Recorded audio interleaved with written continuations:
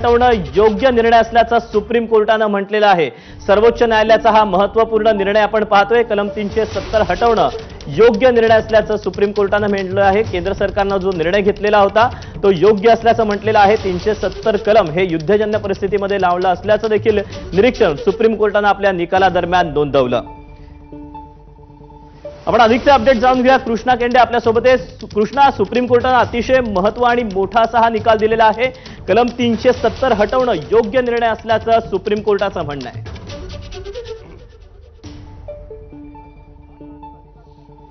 कोर्टाने स्पष्ट केलेलं आहे की 370 हटवणं हे योग्य आहे आणि हे संविधानिक आहे, हे वैध आहे।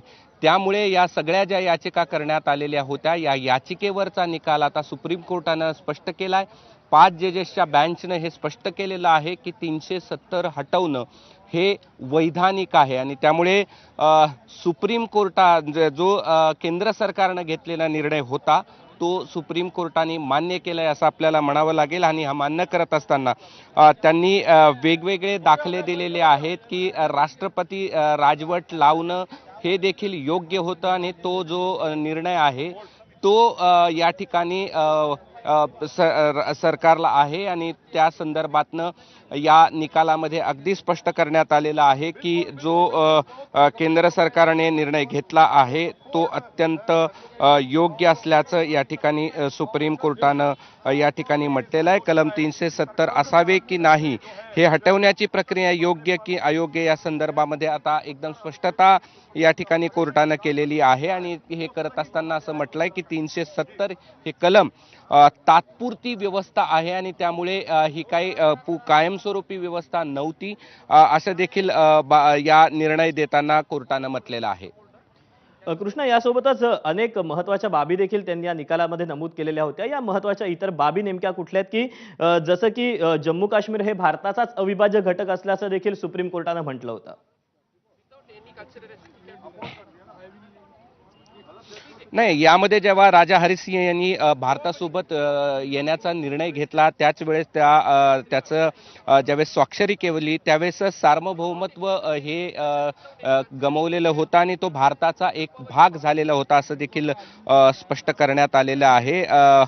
भारतीय राज्यघटना जम्मू काश्मीरच्या राज्यघटनेपेक्षा श्रेष्ठ आहे हे देखील कोर्टाने निकाल देताना म्हटलेलं आहे। जम्मू काश्मीरचं संविधान सभेच्या शिफारसीनंतरच राष्ट्रपतींनी कलम 370 वर कोणताही आदेश जारी करणं आवश्यक नव्हतं असं देखील म्हटलंय। 370 रद्द करून नवीन व्यवस्थेने जम्मू आणि काश्मीरचा उर्वरित भाग भारताशी जोडण्याची जी प्रक्रिया आहे ती या ठिकाणी मजबूत झाली असं देखील निकाल वाचनामध्ये या ठिकाणी म्हटलं गेलेलं आहे। पुन्हा एकदा 356 अंतर्गत राष्ट्रपतींना अधिकार आहेत आणि त्याला आव्हान देता येणार नाही म्हणजे जो मुख्य महत्त्वाचा मुद्दा होता की राज्य सरकार केंद्र सरकारनं या ठिकाणी तिथे राष्ट्रपती राजवट या ठिकाणी लागू केलेली होती आणि ती म्हणजे तिथली विधानसभा अस्तित्वात नसताना हा निर्णय घेतलाय। त्यावरती कोर्टानं कलम 356चा या ठिकाणी संदर्भ देत तिथे राष्ट्रपती राजवट लागवणं हे केंद्राचा अधिकार होता, राष्ट्रपतींचा अधिकार होता असं देखील म्हटलंय। त्यामुळे जो महत्त्वाचा भाग होता की 370 हटवण्याच्या संदर्भात जो केंद्राने निर्णय घेतलेला होता त्या संदर्भामध्ये ज्या याचिका दाखल झाल्या होत्या त्यावरती सुप्रीम कोर्टानं निकाल दिला आणि 370 हटवणं हे योग्य असल्याचं या ठिकाणी निर्वाळा सुप्रीम कोर्टानं दिलेला आहे। दीपक, कृष्णा, यासोबतच आणखीन एक महत्त्वपूर्ण सुप्रीम कोर्टानं बाब नमूद केलेली आहे ती म्हणजे की कलम 370 हे तात्पुरतं होतं आणि युद्धजन्य परिस्थितीमध्ये ते लागू करण्यात आलेलं होतं असं सुप्रीम कोर्टानं म्हटलंय। नाही, अगदी साहजिकच आहे।